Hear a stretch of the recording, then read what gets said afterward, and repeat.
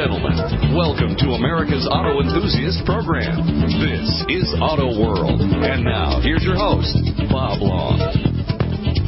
Welcome, everybody. Thank you very much for being here. My name is Bob Long, and it's that time to welcome our expert to the airways of Auto World, a gentleman with more than 25 years experience as a lubrication specialist and one of the largest AMSOIL dealers in all of North America. We're so lucky to have Dan Watson along for the whole hour as usual. Dan, how are you doing? Hey, I'm doing good, Bob. Well, before we get into the questions, we've got, as usual, a bunch piled up here. We invite folks to call in to Mackenzie at 855-660-4261, 855-660-4261. Before we get into that, is there anything that you'd like to discuss before we get into the questions? Well, it's probably not something I like to discuss, but I think something needs to be said. I've been talking about, excuse me, I got a little bit of a bronchitis, but I've been discussing over the past couple months, I've brought up the topic and told people to be aware of basically glorified petroleum being sold as synthetic oil. Now, I want to be clear on this because I don't want people getting the wrong impression. I'm not accusing any company out there of doing anything illegal, okay? Now, as many people know, sometimes there's a difference in what's illegal and what's really the right thing to do. When it comes to motor oil, we are given protection, if you will, from the government through the self-regulating organization of the American Petroleum Institute and the Society of Automotive Engineers. Now, the American Petroleum Institute, the API, they are responsible for establishing the classifications of oil. The current gasoline is SN+, and the current diesel is CK4. Now, those are classifications you find on the bottle, and the API works with the manufacturers in order to determine what testing is required to meet that classification. The Society of Automotive Engineers established the scale we use to say what the viscosity or thickness of the oil is. So we got a couple of professional organizations, and they're set up there, and they give us some things to rely on. Now, as many now as going on 25 years ago, back in the late 90s, around 1995, there was a dispute between two of our big companies, Castor Oil Motor Oil and Mobil Motor Oil, about what you could actually label as synthetic, what had to be in that bottle to be called a synthetic. And unfortunately, in my way of thinking, that didn't turn out the way it should have, because the definition of synthetic had never been in question. It was in every lubrication engineer's handbook and without dropping into the weeds or sounding geeky, it was taking two lightweight molecules and synthesizing them to make a heavyweight lubricating molecule. That was the definition. Easy to understand. You could get it right on every test when the question was asked. But in this argument between Castrol and Mobil, the effort was being made by Mobil to stretch that definition. I mean, by Castrol to stretch that definition to include some very highly refined oil that in the past had just been called a very high viscosity, pure base oil, but never was it called a synthetic. But Castrol was selling it as a synthetic, and Mobil was challenging them that they could not do that. And in this dispute that went on and was finally decided in Castrol's favor, because the American Petroleum Institute removed the definition of synthetic from their handbook of definitions, saying that, well, we're not going to define synthetic as a chemical action anymore, because it's been decided now that synthetic is just a marketing term. So it'd be kind of like saying that your radial tire is just a marketing term now, and we can sell you any kind of tire and just label it as radial because it's just a marketing term. Well, okay, so Mobil at that time warned in their outgoing statement that this would open the door for down the road for people to begin to make oil and label it synthetic, when in fact it was not anywhere close to that. The type of oil that Castrol wanted to label as synthetic was a very, very high quality type of refined petroleum that is really an outstanding oil, but it was not, by chemistry, it was not synthetic. But it's a fine oil. But now what has happened is that we have moved even a step lower. And let me try to explain that. I know I'm running out of time here in this first segment, but we classify oils as Group 1, Group 2, Group 3, and Group 4. Historically, Group 1 was you get it out of the ground and filter it and refine some of the bad chunks out of it, and you can put additives in it. That's a lubricating oil. That was sold for a lot of years. Now, Group 2 requires you to further refine it and really get it cleaned up and make it a good base stock, and that's what most petroleum oils in the United States are made out of today if you buy them. Group 3 was another process of really, really refinery cracking this stuff and breaking up the molecules and then recombining them, and that was what we call Group 3 hydrocracked. And then Group 4 was the original real synthetics, these terms like polyalpha olefins and esters, these silicons and these things. This is all Group 4, very, very high performance base oils that are actually engineered and made, not just refined to their best condition. So when we dropped down to Group 3 for Castrol, that was enough of a saying that they said that hydrocracked oil could be synthetic. Mm-hmm. But they slipped a fast one on us, Bob, and the latest stuff they're using is called hydrotreated, not hydrocracked. And it sounds so close, but it's not close. It means that the oil is chemically purified, and it is a Group 2 base oil. And nobody in their wildest imagination in 1995 ever thought that Group 2 oil, no matter how clean it is, would ever be sold as synthetic. But it's being sold now, and what the problem is that it will undercut the price of real synthetic, and so it's selling an imposter, and it's damaging the reputation of real synthetic. And this is just, to me, a member of the lubrication industry, this is just an absolute atrocious direction that's gone in this. And to our listeners, what I'm trying to say to them is you're going to have to be really careful now when you buy something that's labeled as synthetic. And if you think the price is too good, it probably is because it's not real synthetic. And so when we come back from the break, I'll try to say why I think that matters to the consumer, and then we'll get on with some good questions. That sounds great. Our telephone number is 855-660-4261. Dan Watson will be with us for the entire hour, and we'll continue to get his thoughts on this very important topic, something we all need to listen to Dan about, because there's an awful lot of stuff out there that's being sold that isn't what they're pretending to be. So we'll have more on that straight ahead here on Auto World. Chances are you'll find. Giving your radio a broadcasted tune-up. This is Auto World, and your host, Bob Long. Dan Watson is with us, CEO of TheLubePage.com. We're talking about glorified petroleum being sold as synthetic. Yes, it is happening out there, and Dan is giving us a word of warning before we get into your questions. And Dan, I'm not surprised.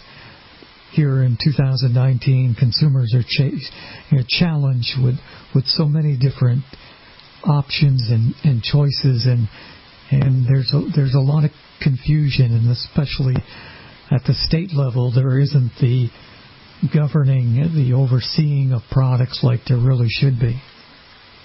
Well, no, there's not. And I said when we came back, I was going to say why I think it makes a difference to know on these products is that when you buy a substitute that is actually there, hydrotreated, and this stuff is called synthetic, you're getting a decent quality, better performing petroleum than you might otherwise get.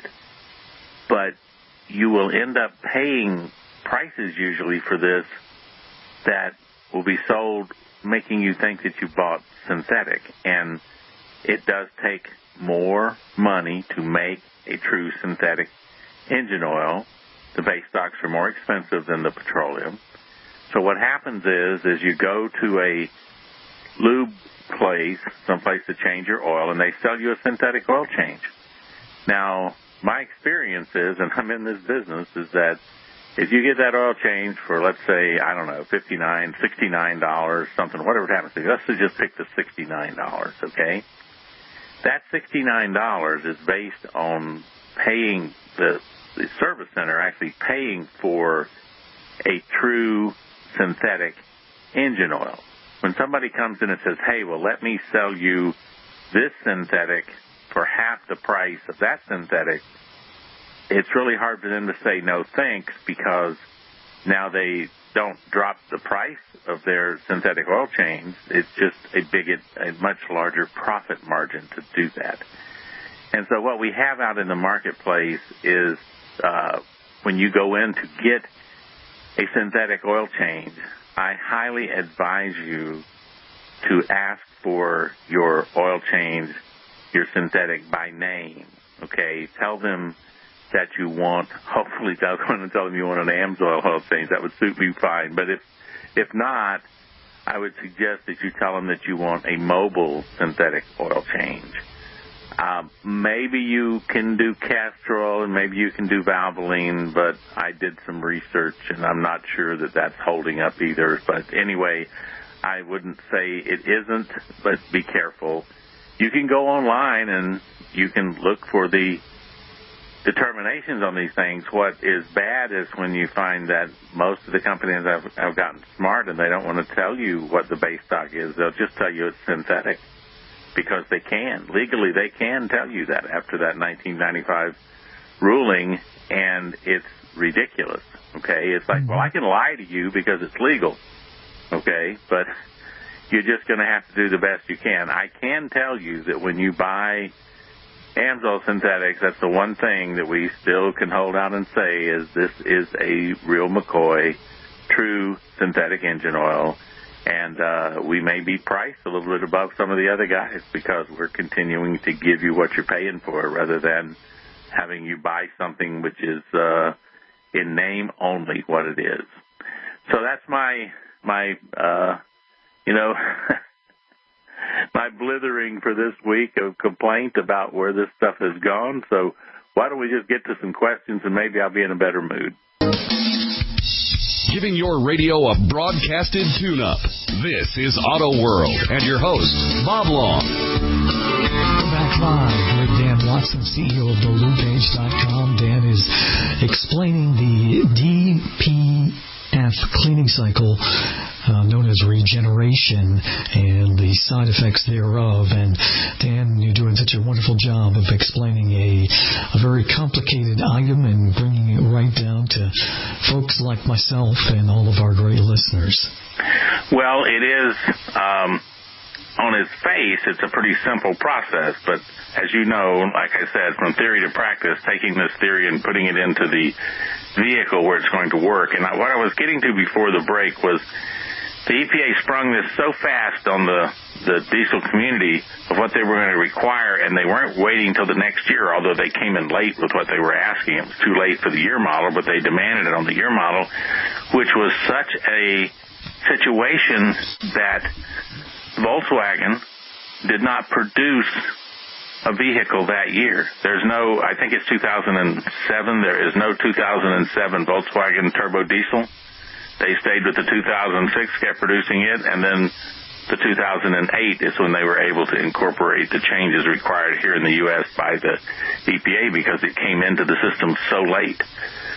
Well, what GM and Ford for the Power Stroke, GM for the Duramax, and Dodge for the Cummins turbo diesel, they all decided the only thing they could do is use their installed system with the computer system to actually use the injector to inject raw fuel into the exhaust system, that it would take that down through the exhaust and reach the diesel particulate filter, virtually catch it on fire with the diesel and burn out the carbon and clean it up, and that regeneration cycle would be completed. Now, that's a pretty crafty way to get around having to install new equipment. One of the side effects we're talking about here, one of the things that happened during this process, is that every one of these vehicles, because when you get diesel going in on the exhaust stroke, what it would do is it could wash past the rings. And when it did that, we begin to accumulate raw diesel in the crankcase oil, the motor oil that's in the engine.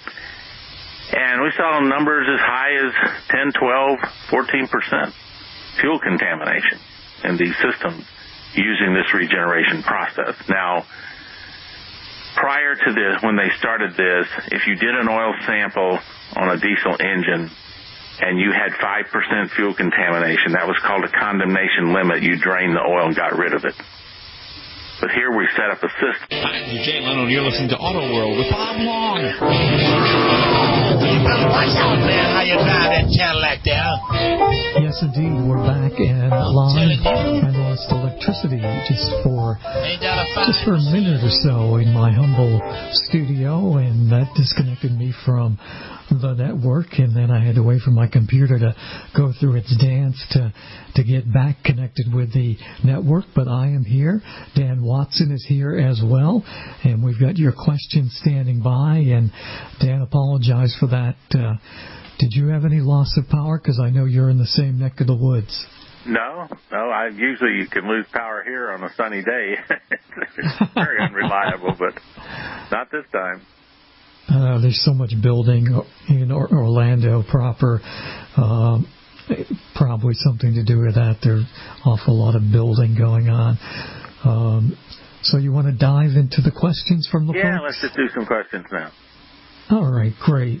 Art in California sent us a note. He says, what is the best fuel additive for cleaning my direct injected gasoline engine? We've heard this one before. Yeah, I guess it's something that we keep going over because people don't quite understand the technology going on. But here's, to put this in a nutshell, you can't clean some critical parts of your direct injected engine with a fuel additive as a cleaner. Now, why is that? Well, when we have a direct injected engine, we've got an injector that's in the cylinder. That's why it means direct injected. And it's going to inject that fuel right into the cylinder on the compression stroke so that we get fuel-air mixture and we're ready to go.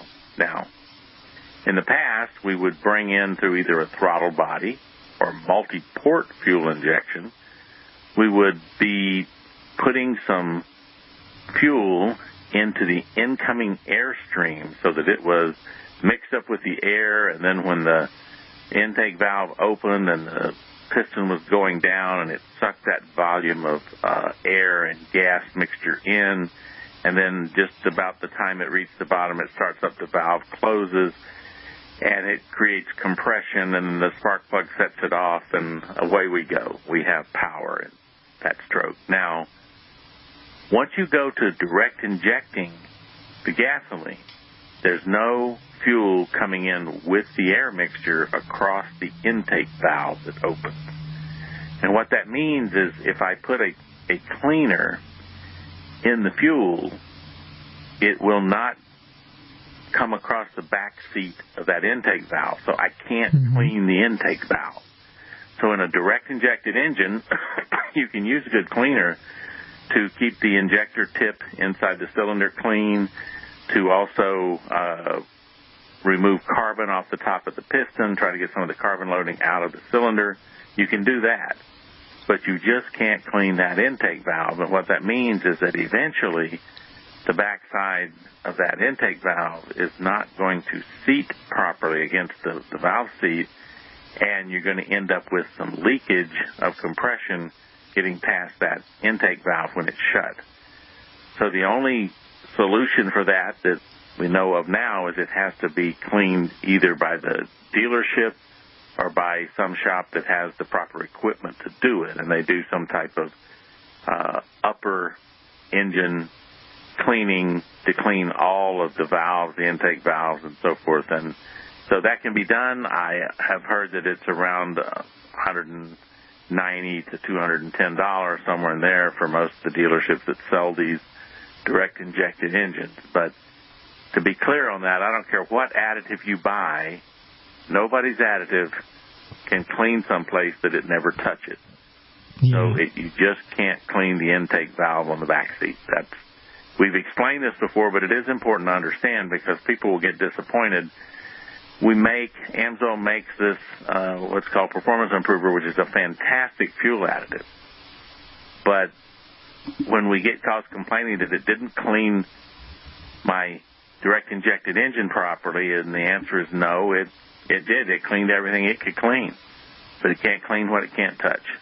So hopefully that explains that direct injected technology. Very good information. Let's go to another question from California, maybe listening on our Fresno affiliate station. Alex writes he flies large model airplanes with small two-stroke engines. I've seen some of the guys using AMSOIL. Which AMSOIL do you recommend for this application? Well, that's kind of cool. First time we've ever got a question on large model airplanes. Well, I tell you, you've seen them, right, Bob? These guys, when they go out, they'll have this gathering, and they're flying these planes which will be anywhere from 6 or 8 foot wingspans with the fuselage maybe being 3 or 4 feet long. They've got some pretty powerful little two-stroke engines in them, and they're called radio controls, because they're controlled from a transmitter and a box that controls it, and those guys get good. Those were, in fact, the precursors to the modern-day drone, because the guys that developed and used those, they now use similar models that the Marines or the Army, that they just simply get it started, hold it up in their hand, and throw it and launch it, and then it takes off, and it's got cameras and stuff in it, and it can transmit back. But it's just like these model airplanes that people, enthusiasts, let's say, have flown around for, the last 40, 50 years have been flying these things. And the little two-stroke engine in there is quite similar to any other two-stroke, just like you would have in a high-performance weed whacker or something, right? It's the same technology. Mm-hmm. But they fly them with different types of fuel and gas, and sometimes they can even buy a little can of pre-mixed fuel. And what we recommend is our 100-to-1 Sabre Professional two-stroke, and we've sold lots of it over the years to these guys because they really push these things, and that synthetic two-stroke engine oil is like caviar to any two-stroke engine. It's fantastic for protection, and it can be mixed in such light mixtures as 100-to-1 and provide total protection. So anytime you can get that mixture down to 101, you get a little bit more burnable fuel in that cylinder than you would otherwise, because the oil displaces fuel when it's mixed in with the oil. The fuel and the oil are mixed together, so you cut back on the amount of oil, you get more fuel. So these things really like that mixture ratio, and they really run well. And so, for this guy, to answer this guy's question specifically, it is the AMSOIL Sabre Professional two-stroke engine oil. good. That's great information to have, because I'm sure we have plenty of folks listening who are into that hobby, and sounds like something cool to be involved with. We've got a question from New York, and Roger is the gentleman with the question. He's got a brand new Honda. Congratulations, Roger. And he has found that it requires 0W16 engine oil. Oil so thin is scary. The only place I can find 0W16 is at the Honda dealer. Is it available from an auto parts store? A good question from Roger, and again, new technology. Yes, and this 0W16 application has been used in Japan for a couple of years. It's just making it into North America. Now, it's not easy to find. I know that Amsoil's version has just come out. Mobil has had one for a few months longer than what Amsoil has. I'm sure some of the other companies are coming out. We'll finish it after the break. I think that makes a lot of sense. Telephone-wise, you can get a hold of us at 855-660-4261, 855-660-4261, or shoot me an email, bob@autoworldradio.com, bob@autoworldradio.com, or Dan Watson at thelubepage.com. Giving your radio a broadcasted tune-up. This is Auto World, and your host, Bob Long. Have you heard the story? The CEO of the Lube Page is with us, Dan Watson. I'm Bob Long. We're taking your questions. Roger in New York wrote us that he has a new Honda requiring 0W16 oil. He's concerned about the thinness of the oil, and he can find it right now just at the Honda dealer. Is it available from an auto parts store? And Dan, you were telling myself and all the listeners around the country and around the world about Amsoil and this particular configuration of oil, and well, this 0W16, let me piggyback this on the first segment when I was talking about the glorified petroleum trying to pass as synthetic. This 0W16 can't tolerate that.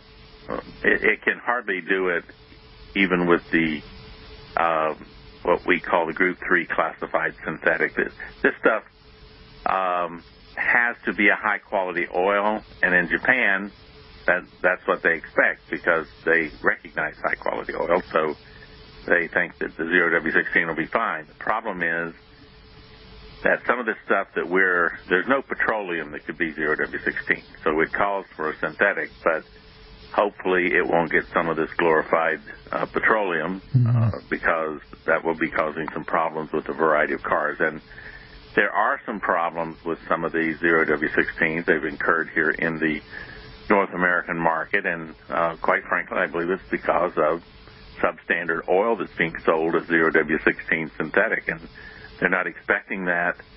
I think that Japan will, the Japanese will probably have to come out with their own spec on what they want when they say synthetic so that they can be sure they get it. In my research I was doing about this, I discovered that in Germany, the only oil that can be called synthetic is what we originally called synthetic, which was the Group 4 chemical-based synthetics. And so I find that interesting that these German cars, when they spec out that they want certain oil in them, come to North America or other places. And I wonder if the Germans have kind of figured out that because you said synthetic in Germany, it may not mean the same thing when somebody buys it in North America. So that may be a problem coming down the road. But this 0W16, if your car calls for it and you really can't find it, hey, put 0W20 in the car. Live long and prosper. It will not cause any problems in your car, and it's pretty proven. So if you can't find it, just buy some those Chevy high quality, even in 0W20. So I recommend Amsoil. If you can't find Amsoil, then Mobil would be the second choice. But these thin oils, you got to protect yourself by getting the best quality that you can. And it's certainly easy to understand somebody's concern if they're new to this type of thin oil. But this is the kind of technology that we're seeing in today's engines, as you say, not only variable valve timing and direct injection, but also the use of these very lightweight, thin oils. It is not uncommon from a variety of different manufacturers. Gary in Atlanta dropped us an email here, and he's got a 2014 Chevrolet pickup truck. He recently changed the rear end gear oil. Now, when I make a sharp turn, the inside tire skips and chatters. Did I break it, or is there something I can do to fix it? Good question. Well, he's revealed to us that he has a positive traction rear end. Yeah. Because, for our listening audience, when you have a positive traction, both wheels pull and turn. Now, contrary to what most people may know, really the right side tire on most automobiles is the power wheel, and the left tire doesn't really put on much power at all. And so what happens is when you turn a corner, you can think about this. Here's our geometry lesson of the day. Okay, I have two circles. One circle being made by the inside tire, and one circle being made by the outside tire. Now, the circle made by the outside tire is bigger than the circle made by the inside tire. So if I went around the circumference, it's quite a bit larger than the inside because they're separated by about 6 or 7 feet, whatever the width of that axle is between the tires. So if I'm going around a corner and I have a positive traction rear end, both wheels are trying to turn the same amount, which means that the outside wheel is going to turn an equal number of times as the inside wheel, but the inside wheel is not going to go the same distance. So what happens is it starts skipping and bouncing because that's what happens. Now, the rear end in these positive traction rear ends, they're made, and the way the axle actually receives its power from the differential gears in the pumpkin back there is by some clutches, some heavy-duty clutch faces that engage that axle. Now, you have to use what's called a friction modifier in those type of rear ends, and that will allow that clutch on the inside wheel to slip as it needs to so that it doesn't have to turn as many times as the outside wheel, and hence no more skipping and bouncing and bumping because the tire now doesn't have to turn as many turns as the outside tire in a shorter circle. So these additives that you get, they're designed specifically for that. And so apparently, probably Gary didn't realize that in his Chevy pickup he had a positive traction rear end, and when he changed the gear oil, he didn't put in the friction modifier additive. A slip lock, it's usually called, some type of slip lock, okay, and that's what it means, to slip that locked up clutch to allow that difference in the number of revolutions you got to make to get around that corner. It's a typical thing that happens a lot, and Gary shouldn't feel too bad about it surprising him, because sometimes when you buy a pickup or a truck or a car from somebody, you don't really get all that information of whether it was a positive traction rear end or what it had. But Gary, you got a positive traction rear end, you're going to have to put some slip lock in there, and it'll take care of your problem. Great advice. Dan Watson is with us. You can reach Dan via email anytime, danwatson@thelubepage.com, and you can also call Dan, and I guarantee you he will call you back. He's very busy, so it may take a day or two, but he will get back to you. And what's that best number for personal inside advice from Dan? That would be 800-370-2986, nationwide toll-free. Very good. Willie in Macomb, Georgia, has some muscle cars from the late 60s. Well, that sounds terrific, Willie. Yeah, like fun. Yeah, absolutely. I heard you mention the need for oils with sufficient additives to protect the cams and lifters in these cars. Will I damage the cars using SN plus rated oils? Interesting question and a very important one. Well, it's good because we get the question about should I use oils with high zinc, but we rarely get asked the question, well, what if I were just using this SN plus latest modern rated engine oil? Would it damage the car? And the answer to that is you probably wouldn't if you were using a 40 or a 50 weight oil in that older car. If you're using a 30 oil, which you should not be using a 20 in the cars in the late 60s, but if you're using a 30 and it was SN plus rated, it would be a low additive package with that lightweight oil for that application. Now, you could probably squeeze by if you had a 40 weight, but my suggestion is that you go ahead and look and find oils that are rated for that vintage of vehicle. Now, in the Amsoil line, we have these oils called Z-Rod, and they're made to have high volumes of zinc and phosphorus. Here's the thing about that vintage of vehicle. A lot of them had what they call solid lifters. What that meant was you've just got a slug of metal that's solid, and it's the actual thing at the end of the lifter riding over the camshaft.